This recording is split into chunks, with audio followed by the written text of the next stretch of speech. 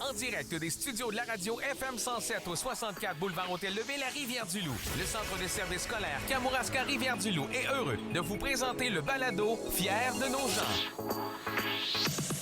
Bonjour tout le monde, bienvenue à ce 4e balado de Fiers de nos gens. Je me présente, je me nomme Rob Scherer et je suis accompagné aujourd'hui de Émile Morin. Bonjour, je suis content d'être ici. Merci au studio d'FM 107 de nous accueillir. Nous sommes deux élèves de secondaire 5 de l'école polyvalente La Pocatière. Puis aujourd'hui, on est ici pour vous parler de projets qui se passent un peu partout dans notre centre de services scolaires. Absolument. Donc pour commencer aujourd'hui, nous sommes accompagnés de Denis Bastille, qui est enseignant et puis qui est aussi responsable des stages en FMS à l'école polyvalente La Pocatière pour nous parler d'un projet qui est un voyage humanitaire. Bonjour, M. Bastille. Bonjour. Ça va bien? Oui, très Absolument. Bien. Donc, dites-moi, M. Bastille, c'est quoi l'objectif de ce voyage-là? Bien, l'objectif, c'est de faire vivre une expérience de dépaysement, de dépassement de soi, d'entraide, sortir de sa zone de confort, apprendre d'une autre culture. Absolument. Puis, ça va être à quel pays cette fois-ci que vous allez vous diriger? Cette année, nous partons pour le Sénégal. Okay. C'est la première fois que la polyvalente va au Sénégal. OK, la première fois. Puis, dites-moi, quel genre de tâches est-ce que les élèves vont accomplir là-bas? On a le nettoyage d'une école. On va faire de l'agriculture. On va aussi travailler dans une ferme laitière pour faire du fromage parce que c'est le petit village où on va travailler. On va aider, eux autres, essaient d'être autosuffisants. Donc, il y a beaucoup de petits commerces. On va faire aussi du tissu.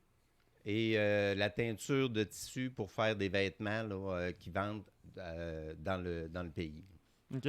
Comment vous est venue l'idée là, de faire un voyage humanitaire? C'était-tu un programme qui existait déjà ou c'est carrément, ça vient de la poly? Bien, ça vient de la polyvalente. Ça fait plusieurs années. Moi, où je me souviens, dans les années 2000, c'est M. Roger Lavoie puis Mme Nadine Beaulieu qui avaient repris... ce qui s'était fait avant, mais là, moi, j'étais pas à la polyvalente dans le temps, donc je peux pas vous dire en quelle année exacte les projets de voyage humanitaire là, ont commencé. Là. OK. Puis tantôt, M. Bastille, vous nous disiez que, dans le fond, vous allez les aider pour de l'agriculture ou bien pour faire de l'élevage des fermes laitières. Allez-vous apporter du matériel pour les soutenir ou bien vous allez essayer de faire tout ça avec leur matériel qu'ils ont là-bas? Bien, on va utiliser le matériel qu'ils ont là-bas, sauf que quand on fait un voyage humanitaire, bien, ça nous coûte un montant d'argent pour aller faire le voyage. Absolument. Mais il y a des choses qui vont être achetées sur place par l'agence qui nous accueille au Sénégal, puis ils vont nous fournir le matériel nécessaire pour aider, là, puis développer là, leur petite entreprise. Puis ce voyage-là, tu offert seulement au monde de la polyvalente La Pocatière ou il y a d'autres mondes dans d'autres écoles? Non, bien nous, en premier, on l'a proposé à l'école polyvalente La Pocatière. C'est pour les élèves de 3e, 4e secondaire, parce qu'on fait toujours le voyage humanitaire dans un délai de 2 ans, pour le temps de ramasser de l'argent. Et on l'a offert aussi à l'école Chanoine-Baudet de Saint-Pascal, qui est une autre école secondaire de notre centre de service, parce que plus qu'on est d'élèves, de gens qui participent au voyage humanitaire, bien, moins que ça nous coûte cher là, pour aller faire le voyage. Là. Parce que quand même, pour aller au Sénégal, c'est des élèves qui ont décidé la destination, mais c'est comme le voyage qui était le plus dispendieux là, dans les propositions là, qu'ils ont eues. Là. Il y a combien d'élèves qui participent à peu près? J'ai 21 élèves qui vont partir avec moi là, et 4 autres accompagnateurs. Là. On part le 24 juin. Là. Okay. Puis dans le fond, vous partez combien de temps au Sénégal? On part 12 jours. 12 jours, OK. Puis comment sont les avis des élèves? Comment sont leurs retours après cette expérience-là? Bien, sont changés parce qu'il y a des élèves, je me souviens, le dernier voyage que j'ai fait, c'était au Guatemala. J'avais eu une élève, là, qu'elle, elle voulait rien savoir de prendre un bébé, de s'occuper d'un enfant. Puis elle est arrivée au Guatemala, puis elle avait toujours un bébé dans les bras. Puis maintenant, elle est rendue infirmière auxiliaire là, pour travailler vraiment avec les gens. Puis c'était pas ce qu'elle avait décidé de faire avant de partir en voyage. Fait que ça change carrément leur vision de même ce qu'ils veulent faire plus tard. Oui, ça change la vision. Il y a des gens qui changent vraiment là, leur approche pour savoir dans quel domaine ils vont aller étudier. Là. OK. Puis aussi, vous nous disiez que, dans le fond, ce programme-là est offert depuis les années 2000. Mais depuis tout ce temps-là, est-ce que vous êtes allé à la même place plusieurs fois ou bien ça a toujours été différents pays? Ben moi, j'ai organisé le Guatemala 2 fois. Et là, c'est le Sénégal. Parce que moi, j'ai commencé en 2014, les voyages humanitaires. Là. Mais avant, ils sont allés en Haïti, sont allés en Équateur. Les autres, je ne sais pas là, où ils sont allés. Parce qu'ils sont allés plus souvent en Haïti. Là, parce qu'il y avait quelqu'un qui connaissait là. Puis il aimait ça aller dans ce pays-là. Yeah. Puis dans le fond, en plus, vous dans le fond, vous êtes enseignant, fait que vous êtes comme la personne responsable des élèves lorsqu'ils vont là-bas. Est-ce que ça arrive des fois qu'il y a des accidents qui peuvent être majeurs, si je pourrais dire, qui se passent là-bas? Ou bien c'est pas nécessairement arrivé? Ben moi, c'est pas nécessairement arrivé, là. OK. C'est sûr que des fois, c'est comme des allergies, des intolérances que les élèves ont. Puis là, ben, ils nous fournissent de la nourriture, mais des fois, il y a des choses qu'ils peuvent pas manger puis que les gens de là-bas le savent pas ou n'ont pas fait attention. Fait que là, c'est plus des intolérances alimentaires là, qu'on a eues. OK. Ben écoutez, je vous remercie beaucoup, M. Bastien, d'être venu nous voir. Après la pause, on va se retrouver avec Mme Annie-Claude Pelletier, qui est directrice des écoles primaires de Saint-Onésime-Dixworth, Saint-Roch-des-Aulnay et Sainte-Louise pour nous parler d'un projet qui se passe, dans le fond, sous l'eau. Tu ne veux rien manquer et surtout en savoir plus sur ce qui se fait d'extraordinaire dans nos écoles? Ne manquez aucun épisode du balado Fiers de nos gens du Centre de services scolaires Kamouraska Rivière-du-Loup. Des élèves de 4e et 5e secondaire des écoles de Rivière-du-Loup, Saint-Pascal et Lapocatière se relaient à l'animation du balado tout au long de l'année scolaire et peuvent ainsi en découvrir davantage sur le métier. Le balado Fiers de nos gens, à découvrir sur toutes les plateformes du Centre de services, dont le site web www.csscamu.gouv.qc.ca. Une collaboration du groupe Radio Simard. De retour au balado Fiers de nos gens. À vous les jeunes! Nous sommes de retour avec Mme Annie-Claude Pelletier, directrice des écoles primaires Marée-Montante, Étoile-Filante et Laurier-des-Bois, qui vient nous parler d'un projet de sensibilisation qui regroupe les élèves de la prématernelle jusqu'à la 6e année pour en apprendre sur les sols marins. Bonjour, Mme Pelletier. Bonjour, ça va bien? Ça va bien, Oui, vous? Oui, super. Ben, quel est le but de ce projet? En fait, on a la chance sur notre territoire d'être à côté du fleuve Saint-Laurent. Puis je vais citer une de mes élèves, là, elle, quand elle voyait le projet arriver, elle dit on va en apprendre plus sur notre fleuve. T'sais, on a des élèves qui le voient quotidiennement là, dans leur cours arrière. Donc l'objectif, c'était justement d'aller sous l'eau, mais de façon virtuelle et non pas réelle, et d'en apprendre soit sur les animaux, donc les requins, les baleines, les coraux, en fait l'écosystème là, du fleuve Saint-Laurent, puis les parasites ou la pollution, là, les impacts que ça peut avoir. OK. Puis est-ce que ce projet-là se passe en classe ou bien c'est une activité après l'école? Bon, on l'a fait, c'est dans le cadre du projet Culture à l'école, donc ça se vit à l'école, mais c'est pas dans la classe, là. C'est le musée Exploramer à Sainte-Anne-des-Monts qui arrive avec un sous-marin géant là, qui est gonflable. Puis je dis géant parce qu'on l'a installé dans le gymnase de l'école de Laurier-des-Bois, puis on a eu de la misère à le déployer pleinement parce qu'on touchait le plafond. OK. Puis tu sais, c'est quand même gigantesque, là. On avait des enjeux d'espace pour que ce soit accessible. Fait que c'est presque le format d'une salle de classe, finalement, mais qui arrive et qui se déploie dans le gymnase. C'était quoi la réaction des élèves en voyant un gros Écoute, affaire gonflable à l'école? J'aurais dû vous emmener des photos. Y a bouche bée étant le bon mot, mais aussi vraiment intéressé parce que bon, c'est impressionnant là, de voir un sous-marin géant qui arrive, mais quand on entre à l'intérieur, il y a un écran. Puis sur l'écran, c'est comme si c'était un hublot virtuel. Donc là, on voit des faux boutons, la pression de l'air. Puis on descend là, dans les profondeurs marines de façon virtuelle. Puis là, ils voient le degré de sel dans l'eau. On voit la pression de l'eau qui est autour. On peut arrêter, cliquer. C'est quoi cet animal-là? C'est quoi les informations? C'est quoi les parasites? C'est quoi son système, là, etc. Donc, il était vraiment investi et vraiment curieux. OK. Puis dans le fond, c'est ce sous-marin gonflable-là qui va aller sous l'eau pour examiner le fleuve? En fait, c'est qu'on va pas vraiment sous l'eau. C'est comme, nous, on s'assoit dans le sous-marin gonflable, puis dans l'écran là, qui fait semblant d'être le hublot, c'est comme si c'était filmé, mais on descend pas vraiment dans l'eau, là. On met pas les pieds dans l'eau à ce temps-ci de l'année, c'est beaucoup trop frisquet. OK. Puis, quelles actions est-ce qu'on peut prendre pour aider les sols marins avec cette activité-là de nos jours?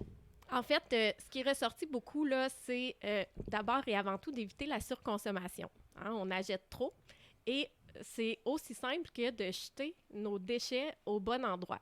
Je pense à nos élèves qui ont la cour d'école presque dans le fleuve. C'est sûr que si on laisse les papiers de bartende traîner par terre, ben, les papiers de bartende vont se retrouver dans l'eau et là, ça peut avoir un impact sur les différents animaux. Donc, je sais qu'il y a des animaux là, qui ont ressorti et qui ont vraiment impressionné ma gang, là. Fait que, tu sais, de se dire que chaque petit geste qu'on fait au quotidien, ben, ça peut avoir un impact sur ces animaux marins-là. Ça a vraiment été quelque chose là, qui est ressorti pour eux. OK. Puis dans le fond, c'est ça, comme vous expliquez, Mme Pelletier, justement, admettons, les papiers de bartende, comme vous disiez, peut aller dans le fleuve avec seulement un coup de vent. Est-ce qu'avec cet écran-là, vous êtes capable de voir la pollution affecter le fleuve? C'est une bonne question. J'ai pas souvenir d'avoir vu la pollution, mais tu sais, on parle des parasites puis de l'impact. Donc oui, c'est sûr qu'on le voit de façon détournée. Au même moment, nos élèves de 6e année travaillaient sur un projet pour les belugas. Fait que tu sais, ils ont eu des enjeux, ils ont fait un déo, tu sais, eux, là, réutilisables. Ils savent que ça prend des verres de vitre préférablement de couleur ambre au lieu de prendre un déo en plastique, là, puis que ça fait de la pollution pétrolière. Fait que tu sais, il y a quand même eu une sensibilisation plus grande là, à cause de l'activité. Avez-vous remarqué comme un changement de comportement des fois dans les habitudes des élèves un peu suite au projet? Ou? Pas encore. Pas de façon générale, mettons. Sauf que, tu sais, le groupe de 6e année qui a fait leur propre déodorant, ben oui, ils sont sensibilisés. Puis, tu sais, là, ils le traînent à l'école dans leur bureau, là, c'est vraiment comique. Alors, c'est un projet là, qui les a peut-être plus ébranlés que nos tout-petits du préscolaire qui, eux, s'en sont tenus à « Wow, c'est grand, c'est géant, puis c'est donc bien beau de voir tous ces animaux-là. » Ouais, ça, eux, doivent sûrement plus se concentrer sur justement la bioécologie qu'il y a là-dedans. Exactement. Je dirais que le requin du Groenland a été un coup de cœur. C'est quelque chose qui est ressorti là, chez les élèves. Ils sont vraiment impressionnés. Ouais. OK. Ils se sont trouvés des nouveaux animaux Exact. préférés. Ah, les patates et les concombres de mer aussi. Un coup de cœur chez les élèves. C'est parfait, ça. Bon, ben, merci beaucoup, Mme Pelletier. Après la pause, nous allons parler avec Mme André Malenfant de l'école polyvalente La Pocatière du nouveau programme de hockey scolaire. Tu ne veux rien manquer et surtout en savoir plus sur ce qui se fait d'extraordinaire dans nos écoles? Ne manquez aucun épisode du balado Fiers de nos gens du Centre de services scolaires Kamouraska-Rivière-du-Loup. Des élèves de 4e et 5e secondaire des écoles de Rivière-du-Loup, Saint-Pascal et La Pocatière se relaient à l'animation du balado tout au long de l'année scolaire et peuvent ainsi en découvrir davantage sur le métier. Le balado Fiers de nos gens, à découvrir sur toutes les plateformes du Centre de services, dont le site web www.csscamu.gouv.qc.ca. Une collaboration du groupe Radio Simard. De retour au balado Fiers de nos gens. À vous les jeunes! Alors, nous sommes de retour avec Mme André Malenfant, enseignante de la polyvalente La Pocatière et responsable académique du nouveau programme qui va se présenter à l'école, qui est un hockey scolaire, tout simplement. Bonjour, Mme Malenfant. Bonjour. Ça va bien? Oui, ça va vous autres aussi? Absolument, merci. Oui. Dans le fond, Mme Malenfant, dites-nous, c'est quoi le projet de ce programme-là? Tout d'abord, pourquoi qu'on a décidé de démarrer un programme de hockey scolaire à la polyvalente? Faut pas se cacher que quand on regarde ce qui se passe au niveau de la province, le hockey évolue. T'sais, on va voir la disparition de certaines ligues, mais que le RSEQ, avec le programme scolaire, justement, va amener ces équipes-là dans leur réseau. Fait que, tu sais, à Polyvalente, on s'est dit, on veut faire partie de ça, on veut suivre le mouvement. Fait que, tu sais, en même temps, on s'est dit à la Polyvalente, on offre déjà plusieurs sports. T'sais, on a le basketball, le football, le volleyball. Est-ce que j'en oublie? Compétitif, il me semble que non. Il me semble que c'est pas mal ça, ouais. Fait que, tu sais, déjà, on est dans le secteur Québec, Chaudière-Appalaches. Fait que, tu sais, on voit une belle opportunité, là, parce qu'on les voit, les joueurs de basket, de foot, tu sais, embarqués dans l'autobus, ils partent jouer leur partie quand ils sont à l'extérieur et reviennent la même journée. Fait que, tu sais, c'est un bel avantage. Aussi, quand on parle d'un véritable programme de hockey scolaire, c'est qu'on va, justement, comme vous m'avez présenté, responsable académique, c'est qu'il va y avoir un suivi de fait avec ces jeunes-là. Fait que les joueurs, qu'ils soient sur la glace ou hors glace, ils sont gagnants. Okay. Puis, quelle forme aura le programme de hockey Phoenix? Bien, tout d'abord, notre objectif, c'est vraiment le développement du joueur. Fait que, en ayant ça en tête, bien, on offre les pratiques en conséquence. On parle de, tu sais, là, on veut avoir 2 équipes. Une équipe M15, une équipe M18. Fait qu'on va se partager des plages horaires, mais tu sais, on parle de au moins 2 pratiques le midi et une pratique de soir. Et même qu'on parle qu'il y a un 3e midi qui peut être disponible. Tu sais, on va faire un entraînement de gardien, mais les gardiens n'ont pas besoin d'une grande glace. Fait que, tu sais, on peut faire une demi-glace, on peut faire aussi des entraînements ensemble. Fait que, tu sais, je suis rendue à 3 midis par semaine, Absolument. une pratique de soir. Fait que, tu sais, on parle d'environ 3h30 de pratique pour un joueur. C'est super intéressant. Fait que juste ça, ce temps de glace-là va les permettre de se développer, de s'améliorer beaucoup plus.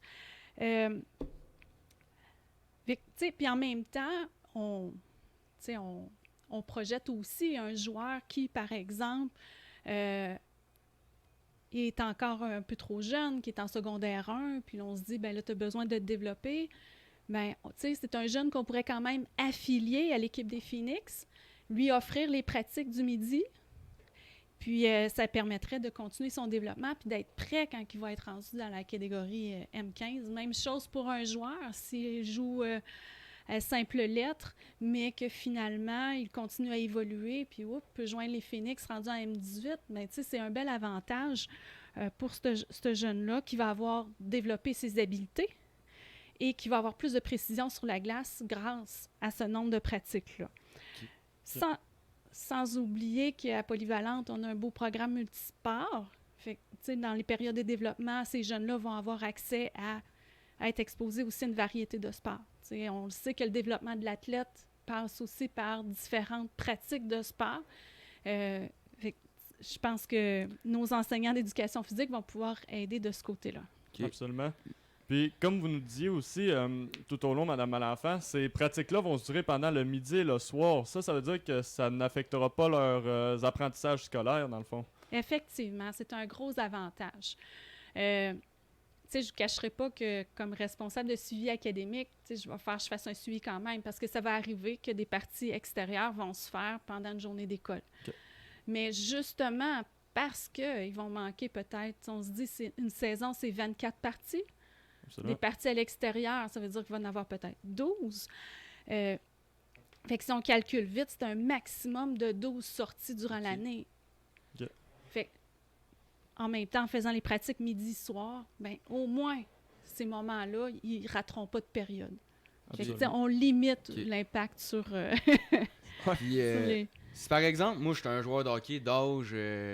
pour jouer l'année prochaine avec les Phoenix, c'est quoi les étapes que je dois prendre pour m'inscrire au programme? Oui. C'est sûr que première étape, je te dirais, prends le temps de connaître c'est quoi qu'on t'offre. OK, on a une belle équipe d'encadrement. Là, c'est sûr que depuis tantôt, je parle de mon côté responsable académique, suivi de l'élève. Je vais être tutrice de ces jeunes-là, de ces joueurs de hockey-là. Mais aussi, on a un entraîneur école qui va être Thomas Sasseville, qui est déjà enseignant d'éducation physique à la Polyvalente La Pocatière, qui, lui, va pouvoir justement accompagner les jeunes avec un programme d'entraînement hors glace aussi. Pas juste sur la glace, hors glace. On va les amener dans notre belle centre d'entraînement aussi, qui est nouvellement rénové avec des beaux appareils. Et puis, c'est ça. Fait quand un coup qu'on connaît, ça va être quoi la structure? Je suis en train d'oublier M. Thierry Bélanger, qui est responsable des sports. Fait que c'est important de le connaître lui aussi, hein, parce que oui, tu as le goût de jouer au hockey, mais tu peux avoir le goût de jouer au basket. Fait que d'un sens, là, ce qui s'en vient pour les joueurs de hockey, c'est un pré-camp. Un pré-camp qui est gratuit.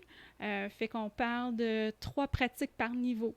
OK? Donc, les 2 dernières semaines d'avril, on va avoir des pratiques au Centre Bombardier. Après ça, c'est sûr qu'on va parler de l'inscription à la Polyvalente La Pocatière, inscription au programme de hockey Phoenix avant, début mai. Puis après ça, en août, on va faire un autre camp de préparation pour la saison. OK. Parfait. Ben, je vous remercie beaucoup, Mme Malenfant, d'être venue nous rencontrer. Après cette dernière pause, nous allons rencontrer Mme Caroline Dionne, qui est coordonnatrice des services éducatifs jeunes, qui va nous parler du défi Ose entreprendre. Tu ne veux rien manquer et surtout en savoir plus sur ce qui se fait d'extraordinaire dans nos écoles? Ne manquez aucun épisode du balado Fiers de nos gens du Centre de services scolaires Kamouraska-Rivière-du-Loup. Des élèves de 4e et 5e secondaire des écoles de Rivière-du-Loup, Saint-Pascal et Lapocatière se relaient à l'animation du balado tout au long de l'année scolaire et peuvent ainsi en découvrir davantage sur le métier. Le balado Fiers de nos gens, à découvrir sur toutes les plateformes du Centre de services, dont le site web www.csscamu.gouv.qc.ca. Une collaboration du groupe Radio Simard. De retour au balado Fiers de nos gens. À vous les jeunes!